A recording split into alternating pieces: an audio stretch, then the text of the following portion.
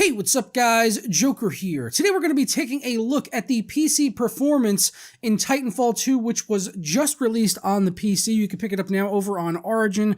It's $60 over on there, or you can get it over on CD Keys. I saw it this morning for around $45, so if you do want to pick it up, I will put a link down to CD Keys in the description below, which does help to go support my channel. But we are going to be focusing on just the PC performance today as it pertains to the 1060 versus the RX 480, and we're going to include the GTX 1080 in there as well for our higher resolutions like 1440p and 4K. But before we get into that, let's go jump into the options menu and talk about the system that we are using. I'm using my i7-6800K build here with the 32 gigabytes of RAM, so we're not going to see any bottlenecks there. But honestly, I really didn't see any as far as the CPU was concerned anyway, because most of the time it was between like 10 and 20%.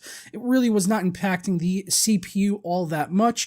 And on the driver side, I am using the latest from NVIDIA and AMD, which both came out very recently, just before this game came out. So for NVIDIA, that's 375.70, and on the AMD side, it's 16.10.3. So those are the latest as of the time of me making this video. So let's take a look at the options menu here. I was running things up at Ultra. Apart from anti-aliasing, I did have that on TSAA, which I thought was more than sufficient for making this game look crisp. I didn't really feel a need to use MSAA, but we will go through all of that here. You can see we do have a full screen and a windowed option. No borderless full screen in here, unfortunately.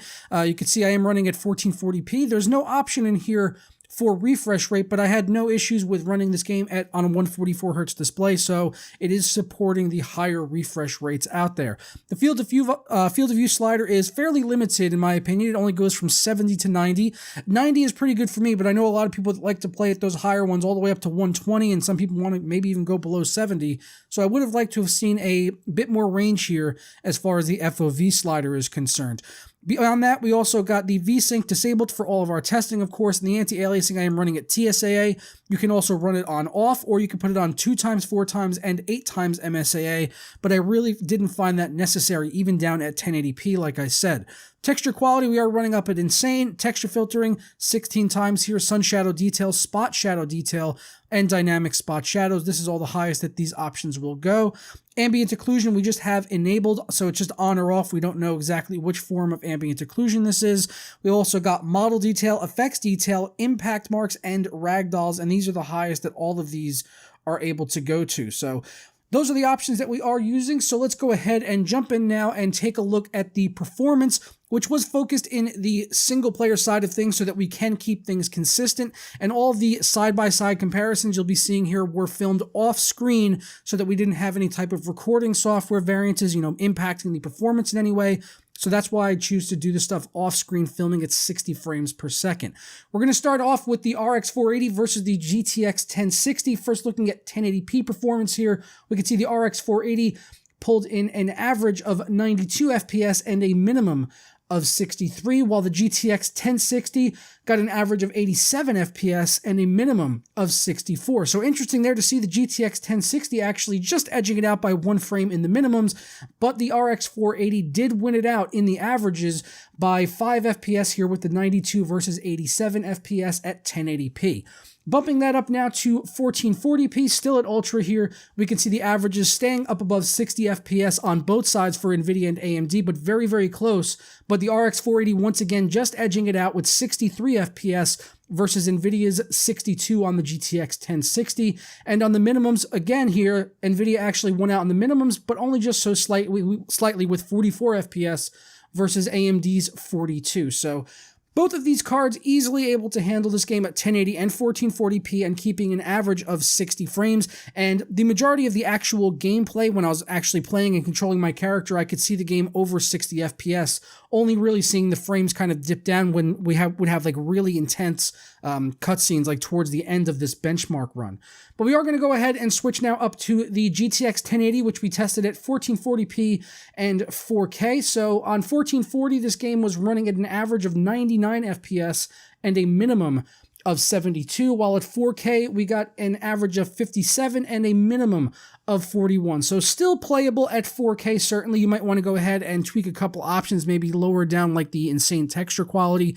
That might give you a little bit of a boost in performance. This game was using a lot of video memory, certainly on the looking at the AMD and RX 480 and the GTX 1060.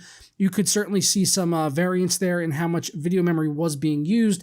And when I switched over to the multiplayer side of things, I have some gameplay here on the RX 480.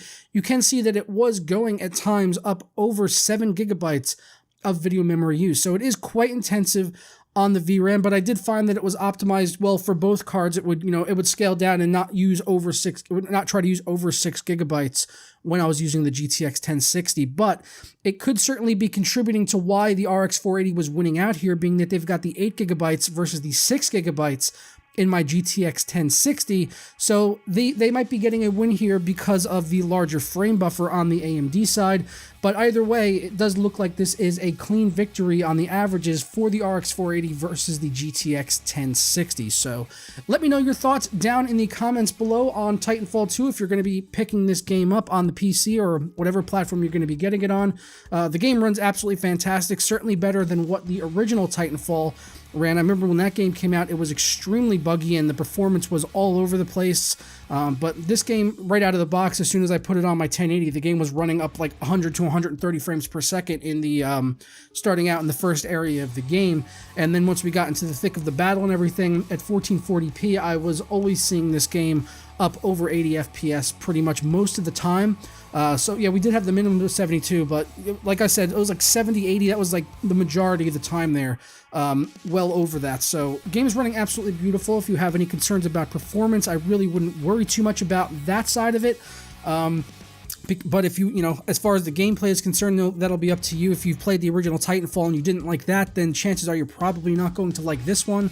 To me, it's really a lot like Call of Duty with mechs, and it's not really my favorite. It's not really my favorite game, honestly. I'm probably not going to put too much time into this, but I did want to do some performance testing for you guys here on the channel. But I'm going to go ahead and get on out of here. Once again, if you are thinking about picking this up and you want to save a few bucks, about $15, you can pick it up over on CD Keys, which I'm going to link down in the description below. But other than that, I'll catch you guys next time.